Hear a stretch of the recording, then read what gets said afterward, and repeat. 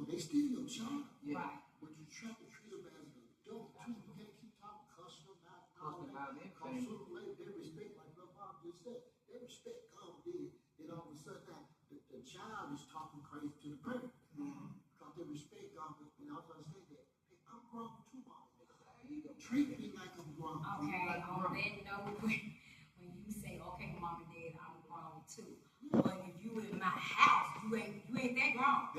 That's when you still in my house and I'm feeding you and you sucking on my ear, so you're not grown. But there's a respect thing. Yes. Okay. That's why you don't lost their respect. Okay. Yeah. And that's when that person, that child, that's when you got to be okay, now it's time for you to leave. Okay.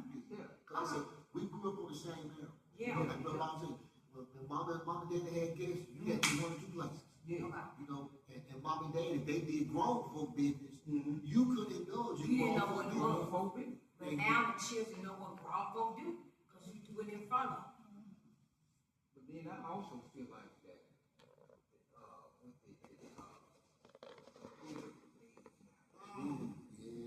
the internet and all that kind of stuff, that's kind of open the door for a lot of things too. Because, like I said, when we were young, we had to go to encyclopedia.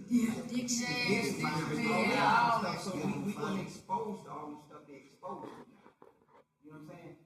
But they have the parental guidance. Yeah, so you put a like light on the her front. mom and another woman they could do. They mom have that parental guidance on their gadget. They can't go to certain things. Yeah. But then they got another parent. She ain't got no. They see everything. But you look about 20% of But look at the difference in them. Yeah. Then look See, at it's the difference in this one and then That's the what I'm other. saying. So you can tell when people are being raised. Yeah. You can tell who raised their child right. Okay. You can tell when somebody raised their child wrong. You can see the difference in your child.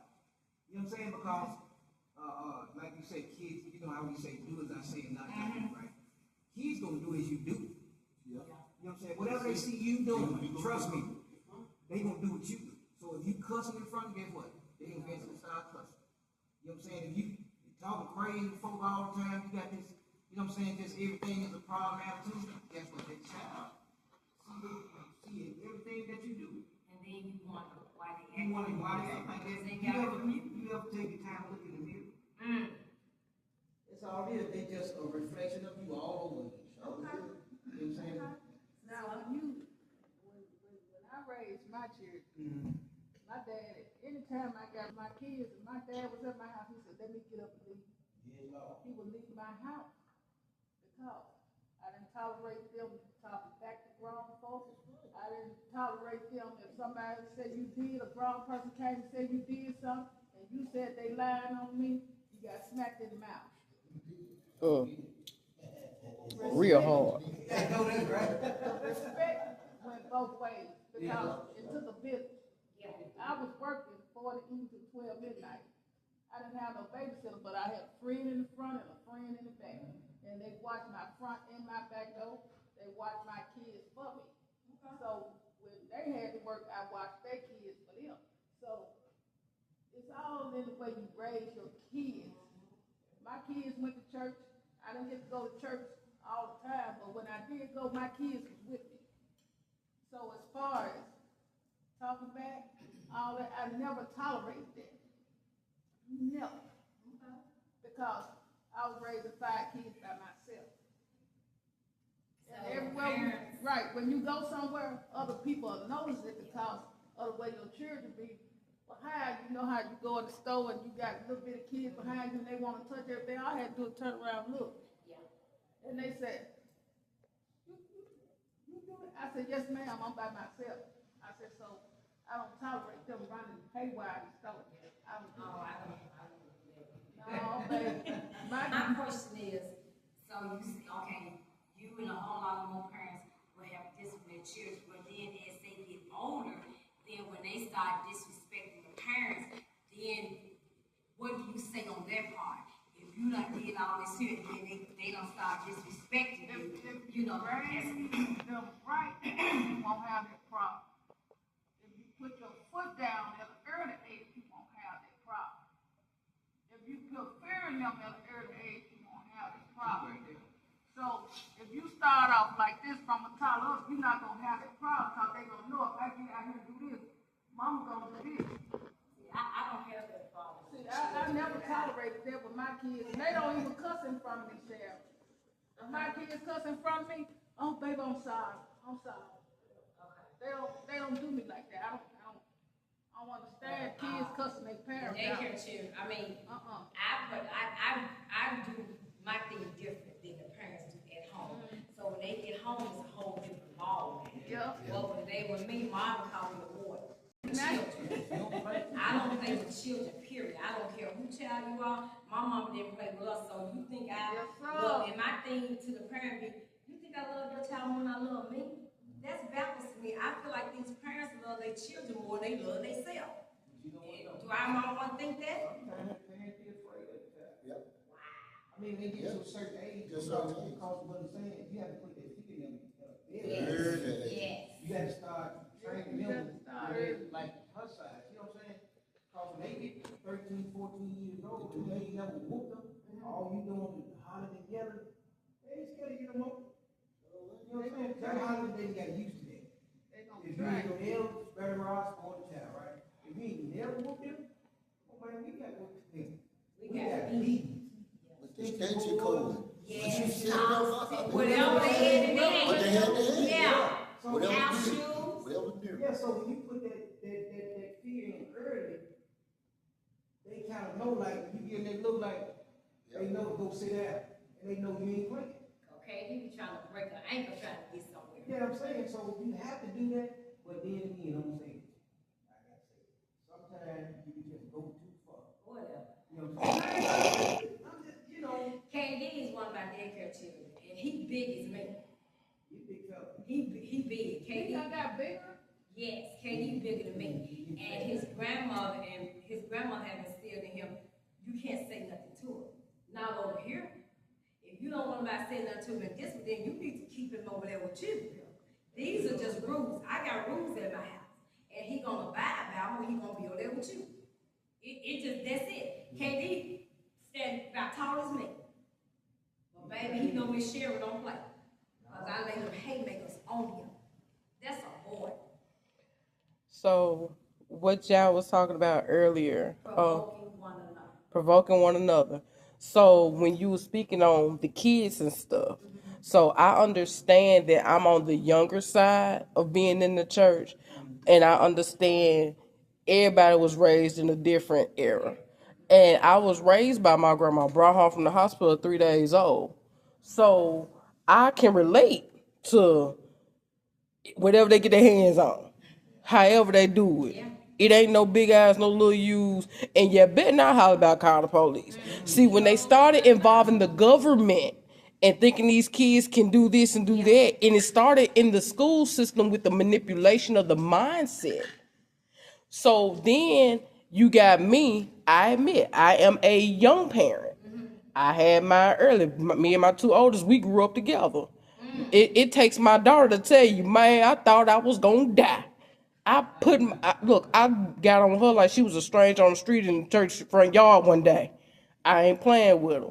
So, but I've been blessed with 4 children. Out of my 4, I got that one. Grandma referred to him as the black sheep. I said, no, he came in agreement with the streets. So back to that, being a friend, a parent, you can't be a friend and a parent at the same time. You got to choose one or the other. So a lot of people think that I'm my kid's friend because we close in age. But y'all have met 3 out of 4 of my children. We cool with mama, but it's a boundary.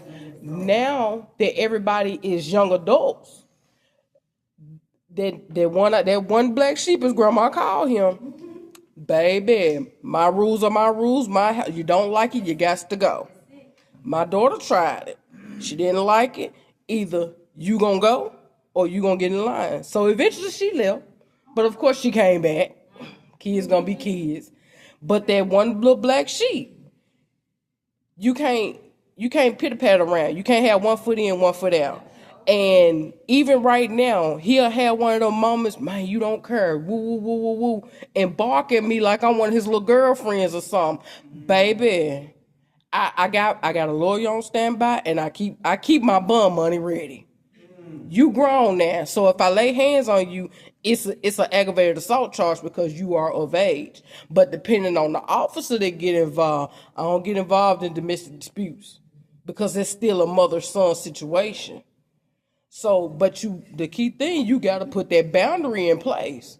I will treat you like you a complete stranger, even though I gave you life.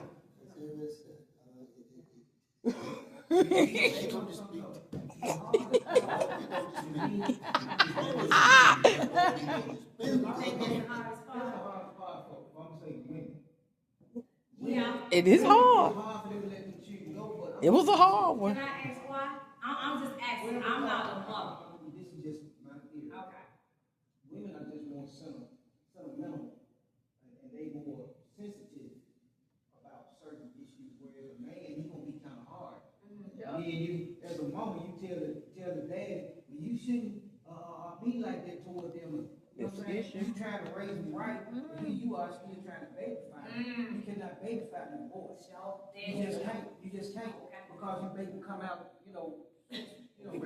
yeah, you make them come out, you know what I'm saying? So it's just a difference in the mom and the dad. You know what I'm saying? That's why, like, if the dad ain't in the house, sometimes the children be buck wild. Because you could say, go sit down, right? Child might still be playing. Dad would say, go sit down. They break their neck trying to get somewhere. I don't know if it's just something in the tone or whatever it is, but kids respect the man as far as discipline wise because they know he gonna whoop them for real. Now you got some women that don't take care of their business. You know what I'm saying? I know one for sure. I know one. If my kid shoulder tell me to heart, my mama crazy. But you know what I'm saying? I think that's the difference. Women are more nurturing and stuff like that, right? Whereas a man is not. Well, I think I'm very nurturing. I just don't play. Oh no, you don't play. I think I'm very nurturing. And that's why I be like, I thank God that he didn't give me no children. I'd probably be in jail. No. Because I'm just not going to take disobedience. No, you know, you probably would let him go. Yeah. You know what I'm saying? Since you grown, since you smell yourself, you don't have to go. Yeah. Whereas a lot of women, they hold on to these children, but you handicap them because you let them say whatever they want to say to you. And you cool with it. They doing anything. They have no respect for you, but you still allow them to, you know what I'm saying, talk to you anytime you say that. Okay. And you still let them come, well, it's my child, And my child, okay. But when they get disobedient, then what do you do then? Do you still hold on to them or you let them go? They have been there, you got our mind. Yeah, so you know, it's just, I'm gonna play. yeah, And then first of all, I like my peace. yeah. I'm not gonna And let that's my child important. disturb my Peace peace. is very important. Yeah. All right, y'all. Let me get back. Okay, number 2, bring them up in the nourishment and admiration of the Lord. That's the instruction. The meaning of this is instead of tearing your child down, parents are to build their children up. Right? Nourishment refers to the training, the discipline, and the education needed to shape their character. You just, like you said, you just can't put no anything in them. And that's what you're going to get out of them. That's why I teach my children, get your education. You're going to need that education. Yes, sir. You know, yeah, you got to know how to read. You got to know how to count. I got children that don't even know how to read on their grade level. Hey, now. Do they still teaching in cursive writing? No, they're not even teaching it. Stop that. So now with Katie can't even write his name. So now, since he in time out in the daycare, because you got kicked out of school because you couldn't finish the end of the year, you done failed the 4th grade, you got to repeat. You think you're going to be rewarded? No, we don't do none of that. It's rules. Like I tell them, y'all got to have accountability for life. Y'all are young, but you still are accountable for your life. But you know what? Sometimes them very kids like that end up being successful. Well, we'll see. You know what I'm just saying, and then they'll thank you because they'll look at it like, my mom let me do anything. Yeah. But my daycare teacher is hard. I mean, they get wrong with see you out somewhere and be like, I sure appreciate it. Because I have a lot of children come back, like Michael, he come back and see me Christian. Because, I you have to instill positive things in children. All about the break up. Okay. A woman, it refers to gently putting God's truth into their minds with encouragement, instruction, and loving correction of the Lord. That means the ultimate goal of parenting is not just raising well-behaved kids, but guiding them in the ways of the Lord with teaching in the love of God. You just can't say, oh, like I got one parent. Well, I'm a good parent. No, you're not. I beg to differ. How you a good parent to your children all off the chain, all like the way? So how are you a good parent? And so when you're a good parent, you just say it in the words, you got to teach them.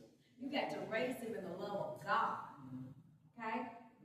So Proverbs 29 and 22 says, an angry man stirs up strife, and a furious man abounds in transgression.